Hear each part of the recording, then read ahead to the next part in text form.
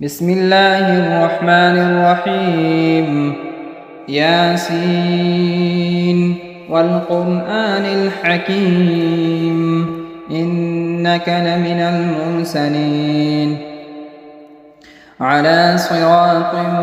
مستقيم تنزيل العزيز الرحيم لتنذر قوما ما أنذر آباؤهم فهم غافلون لقد حق القول على أكثرهم فهم لا يؤمنون إنا جعلنا في أعناقهم أغلالا فهي إلى الأذقان فهم مقمحون وجعلنا من بين أيديهم سدا ومن خلفهم سدا فأغشيناهم فهم لا يبصرون وسواء عليهم أأنذرتهم أم لم تنذرهم لا يؤمنون إنما تنذر من اتبع الذكر وخشي الرحمن بالغيب فبشره بمغفرة وأجر كريم إنا نحن نحيي الموتى ونكتب ما قدموا وآثارهم وكل شيء أحصيناه في إمام مبين واضرب لهم مثلا أصحاب القرية إذ جاءها المرسلون إذ أرسلنا إليهم 2 فكذبوهما فعززنا بثالث فقالوا إنا إليكم مرسلون قالوا ما أنتم إلا بشر مثلنا وما أنزل الرحمن من شيء إن أنتم إلا تكذبون قالوا ربنا يعلم إنا إليكم لمرسلون وما علينا إلا البلاغ المبين قالوا إنا تطيرنا بكم لئن لم تنتهوا لنرجمنكم وليمسنكم منا عذاب أليم قالوا طائركم معكم أئن ذكرتم بل أنتم قوم مسرفون وجاء من أقصى المدينة رجل يسعى قال يا قوم اتبعوا المرسلين اتبعوا من لا يسألكم أجرا وهم مهتدون وما لي لا أعبد الذي فطرني وإليه ترجعون أأتخذ من دونه آلهة إن يردني الرحمن بضر لا تغن عني شفاعتهم شيئا ولا ينقذون إني إذا لفي ضلال مبين إني آمنت بربكم فاسمعون قيل ادخل الجنة قال يا ليت قومي يعلمون بما غفر لي ربي وجعلني من المكرمين وما أنزلنا على قومه من بعده من جند من السماء وما كنا منزلين إن كانت إلا صيحة واحدة فإذا هم خامدون يا حسرة على العباد ما يأتون يأتيهم من رسول إلا كانوا به يستهزئون ألم يروا كم أهلكنا قبلهم من القرون أنهم إليهم لا يرجعون وإن كل لما جميع لدينا محضرون وآية لهم الأرض الميتة أحييناها وأخرجنا منها حبا فمنه يأكلون وجعلنا فيها جنات من نخيل وأعناب وفجرنا فيها من العيون ليأكلوا من ثمره وما عملته أيديهم أفلا يشكرون سبحان الذي خلق الأزواج كلها مما تنبت الأرض ومن أنفسهم ومما لا يعلمون وآية لهم الليل نسلخ منه النهار فإذا هم مظلمون والشمس تجري لمستقر لها ذلك تقدير العزيز العليم والقمر قدرناه منازل حتى عاد كالعرجون القديم لا الشمس ينبغي لها أن تدرك القمر ولا الليل سابق النهار وكل في فلك يسبحون وآية لهم أنا حملنا ذريتهم في الفلك المشحون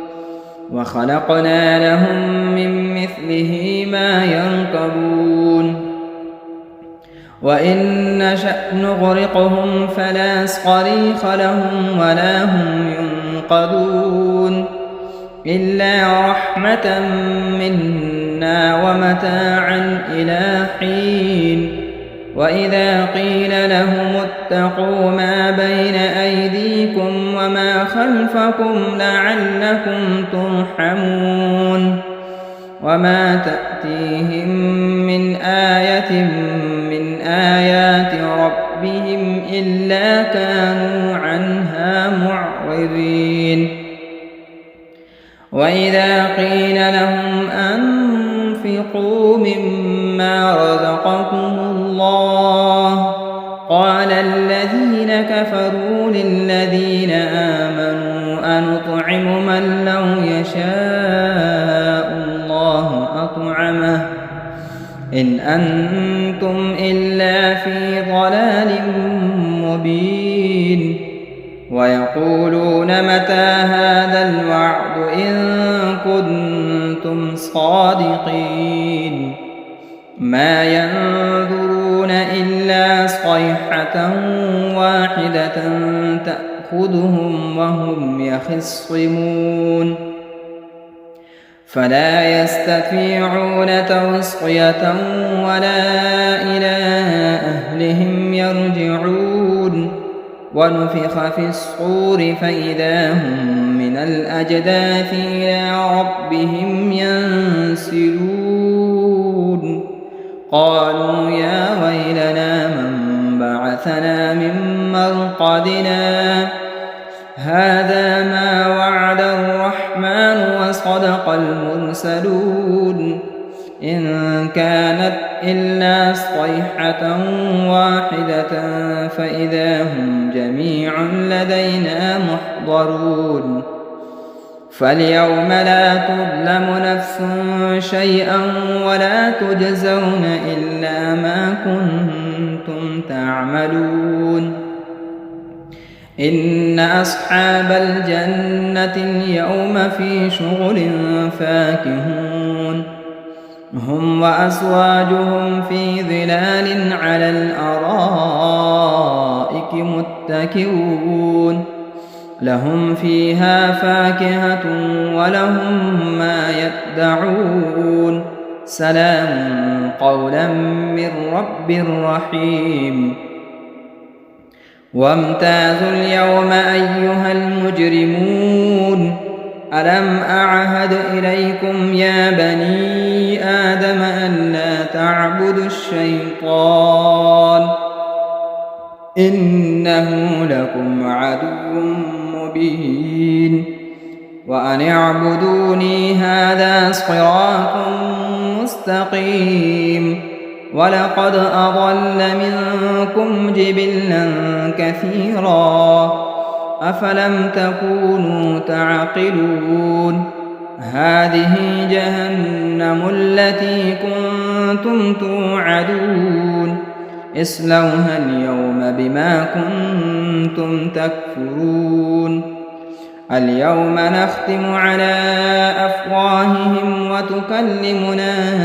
أيديهم وتشهد أرجلهم بما كانوا يكسبون ولو نشاء لطمسنا على أعينهم فاستبقوا الصراط فأنى يبصرون ولو نشاء لمسخناهم على مكانتهم فما استطاعوا مضيا ولا يرجعون ومن نعمره ننكسه في الخلق أفلا يعقلون وما علمناه الشعر وما ينبغي له إن هو إلا ذكر وقرآن مبين لينذر من كان حيا ويحق القول على الكافرين أولم يروا أنا خلقنا لهم مما عملت أيدينا أنعاما فهم لها مالكون وذللناها لهم فمنها ركوبهم ومنها يأكلون ولهم فيها منافع ومشارب أفلا يشكرون واتخذوا من دون الله آلهة لعلهم ينصرون لا يستطيعون نصرهم وهم لهم جند محضرون فلا يحزنك قولهم إنا نعلم ما يسرون وما يعلنون أولم ير الإنسان أنا خلقناه من نطفة فإذا هو خصيم مبين وضرب لنا مثلا ونسي خلقه قال من يحيي العظام وهي رميم قل يحييها الذي أنشأها أول مرة وهو بكل خلق عليم الذي جعل لكم من الشجر الأخضر نارا فإذا أنتم منه توقدون أوليس الذي خلق السماوات والأرض بقادر على أن يخلق مثلهم بلى وهو الخلاق العليم إنما أمره إذا أراد شيئا أن يقول له كن فيكون فسبحان الذي بيده ملكوت كل شيء وإليه ترجعون بسم الله الرحمن الرحيم الرحمن علم القرآن خلق الإنسان علمه البيان الشمس والقمر بحسبان والنجم والشجر يسجدان والسماء رفعها ووضع الميزان ألا تطغوا في الميزان وأقيموا الوزن بالقسط ولا تخسروا الميزان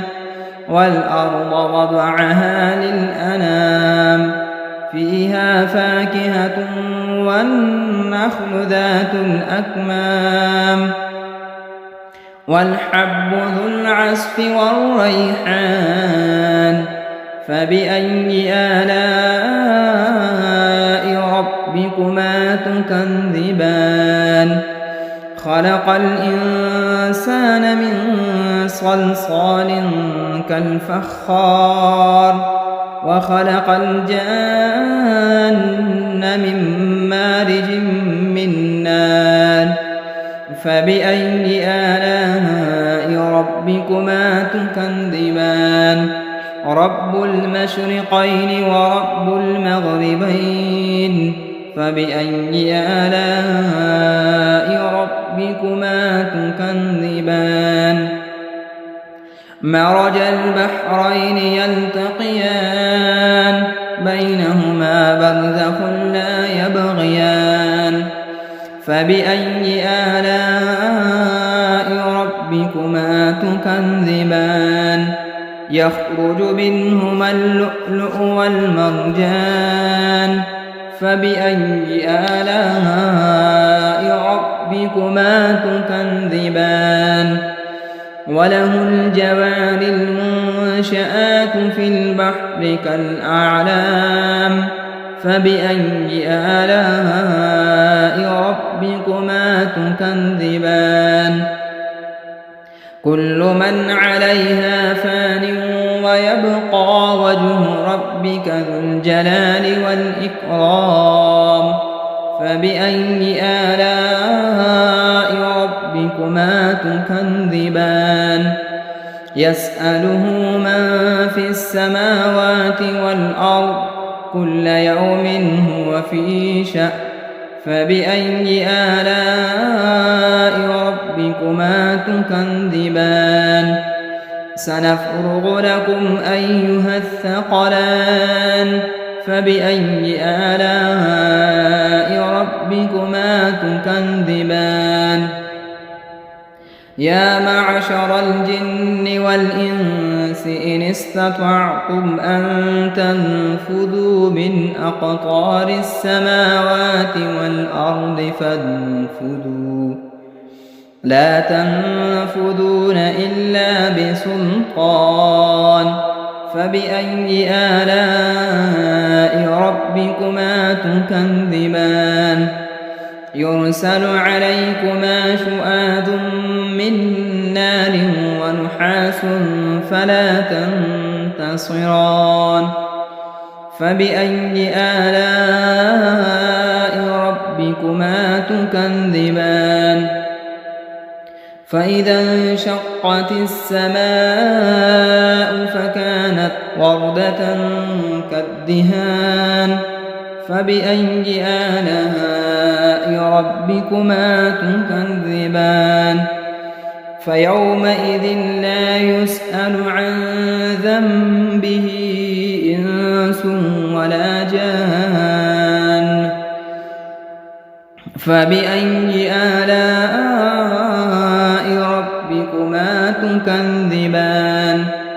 يعرف المجرمون بسيماهم فيؤخذ بالنواصي والأقدام فبأي آلاء ربكما تكذبان هذه جهنم التي يكذب بها المجرمون يطوفون بينها وبين حميم آن فبأي آلاء ربكما تكذبان ولمن خاف مقام ربه جنتان فبأي آلاء ربكما تكذبان ذواتا أفنان فبأي آلاء ربكما تكذبان فيهما عينان تجريان فبأي آلاء ربكما تكذبان فيهما من كل فاكهة زوجان فبأي آلاء ربكما تكذبان متكئين على فرش بطائنها من استبرق وجنى الجنتين دان فبأي آلاء ربكما تكذبان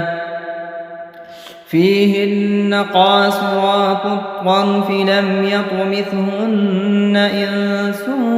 قبلهم ولا جان فبأي آلاء ربكما تكذبان كأنهن الياقوت والمرجان فبأي آلاء ربكما تكذبان هل جزاء الإحسان إلا الإحسان فبأي آلاء ربكما تكذبان ومن دونهما جنتان فبأي آلاء ربكما تكذبان مدهامتان فبأي آلاء ربكما تكذبان فيهما عينان نضاختان فبأي آلاء ربكما تكذبان فيهما فاكهة ونخل ورمان فبأي آلاء ربكما تكذبان فيهن خيرات حسان فبأي آلاء ربكما تكذبان حور مقصورات في الخيام فبأي آلاء ربكما تكذبان لم يطمثهن إنس قبلهم ولا جان فبأي آلاء ربكما تكذبان متكئين على رفرف خضر وعبقري حسان فبأي آلاء ربكما تكذبان تبارك اسم ربك ذي الجلال والإكرام بسم الله الرحمن الرحيم إذا وقعت الواقعة ليس لوقعتها كاذبة خافضة رافعة إذا رجت الأرض رجا وبست الجبال بسا فكانت هباء منبثا وكنتم أزواجا ثلاثا فأصحاب الميمنة ما أصحاب الميمنة وأصحاب المشأمة ما أصحاب المشأمة والسابقون السابقون أولئك المقربون في جنات النعيم ثلة من الأولين وقليل من الآخرين على سرر موضونة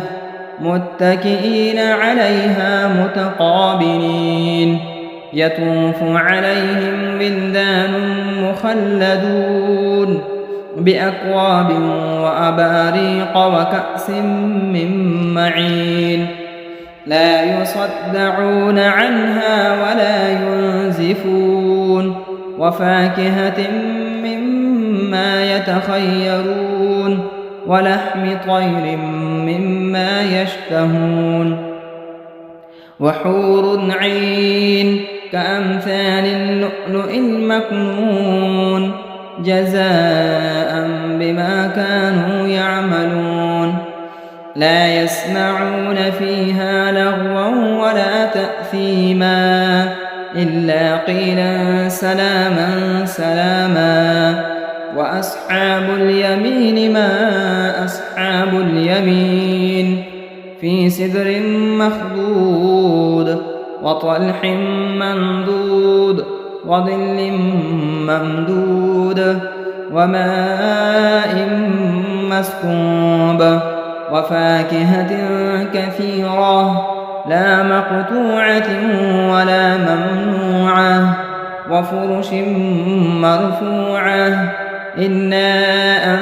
أنشأناهن إنشاء فجعلناهن أبكارا عربا أترابا لأصحاب اليمين ثلة من الأولين وثلة من الآخرين وأصحاب الشمال ما أصحاب الشمال في سموم وحميم وظل من يحموم لا بارد ولا كريم إنهم كانوا قبل ذلك مترفين وكانوا يصرون على الحنث العظيم وكانوا يقولون أئذا متنا وكنا ترابا وعظاما أئنا لمبعوثون أو آباؤنا الأولون قل إن الأولين والآخرين لمجموعون إلى ميقات يوم معلوم ثم إنكم أيها الضالون المكذبون لآكلون من شجر من زقوم فمالئون منها البطون فشاربون عليه من الحميم فشاربون شرب الهيم هذا نزلهم يوم الدين نحن خلقناكم فلولا تصدقون أفرأيتم ما تمنون أأنتم تخلقونه أم نحن الخالقون نحن قدرنا بينكم الموت وما نحن بمسبوقين على أن نبدل أمثالكم وننشئكم فيما لا تعلمون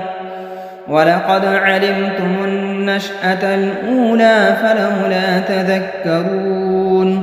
أفرأيتم ما تحرثون أأنتم تزرعونه أم نحن الزارعون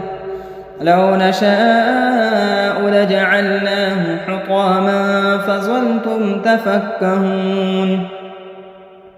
إنا لمغرمون بل نحن محرومون أفرأيتم الماء الذي تشربون أأنتم أنزلتموه من المزن أم نحن المنزلون لو نشاء جعلناه أجاجا فلولا تشكرون أفرأيتم النار التي تورون أأنتم أنشأتم شجرتها أم نحن المنشئون نحن جعلناها تذكرة ومتاعا للمقوين فسبح باسم ربك العظيم فلا أقسم بمواقع النجوم وإنه لقسم لو تعلمون عظيم إنه لقرآن كريم في كتاب مكنون لا يمسه إلا المطهرون تنزيل من رب العالمين أفبهذا الحديث أنتم مدهنون وتجعلون رزقكم أنكم تكذبون فلولا إذا بلغت الحلقوم وأنتم حينئذ تنظرون ونحن أقرب إليه منكم ولكن لا تبصرون فلولا إن كنتم غير مدينين ارجعونها إن كنتم صادقين فأما إن كان من المقربين فروح وريحان وجنة نعيم وأما إن كان من أصحاب اليمين فسلام لك من أصحاب اليمين وأما إن كان من المكذبين الضالين فنزل من حميم وتصلية جحيم إن هذا لهو حق اليقين فسبح باسم ربك العظيم بسم الله الرحمن الرحيم تبارك الذي بيده الملك وهو على كل شيء قدير الذي خلق الموت والحياة ليبلوكم أيكم أحسن عملا وهو العزيز الغفور الذي خلق 7 سماوات طباقا ما ترى في خلق الرحمن من تفاوت فارجع البصر هل ترى من فتور ثم ارجع البصر كرتين ينقلب إليك البصر خاسئا وهو حسير ولقد زينا السماء الدنيا بمصابيح وجعلناها رجوما للشياطين وأعتدنا لهم عذاب السعير وللذين كفروا بربهم عذاب جهنم وبئس المصير إذا ألقوا فيها سمعوا لها شهيقا وهي تفور تكاد تميز من الغيظ كلما ألقي فيها فوج سألهم خزنتها ألم يأتكم نذير قالوا بلى قد جاءنا نذير فكذبنا وقلنا ما نزل الله من شيء إن أنتم إلا في ضلال كبير وقالوا لو كنا نسمع أو نعقل ما كنا في أصحاب السعير فاعترفوا بذنبهم فسحقا لأصحاب السعير إن الذين يخشون ربهم بالغيب لهم مغفرة وأجر كبير وأسروا قولكم أو اجهروا به إنه عليم بذات الصدور ألا يعلم من خلق وهو اللطيف الخبير هو الذي جعل لكم الأرض ذلولا فامشوا في مناكبها وكلوا من رزقه وإليه النشور أأمنتم من في السماء أن يخسف بكم الأرض فإذا هي تمور أم أمنتم من في السماء أن يرسل عليكم حاصبا فستعلمون كيف نذير ولقد كذب الذين من قبلهم فكيف كان نكير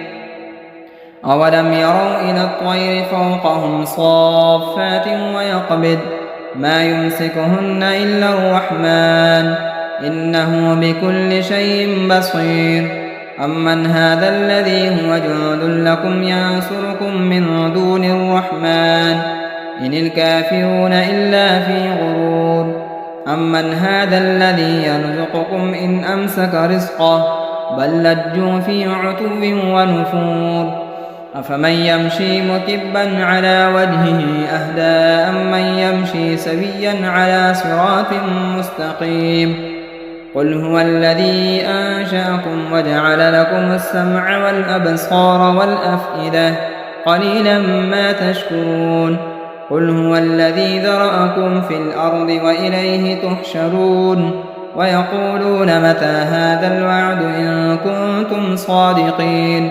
قل إنما العلم عند الله وإنما أنا نذير مبين فلما رأوه زلفة سيئت وجوه الذين كفروا وقيل هذا الذي كنتم به تدعون قل أرأيتم إن أهلكني الله ومن معي أو رحمنا فمن يجير الكافرين من عذاب أليم قل هو الرحمن آمنا به وعليه توكلنا فستعلمون من هو في ضلال مبين قل أرأيتم إن أصبح ماؤكم غورا فمن يأتيكم بماء معين صدق الله مولانا العظيم.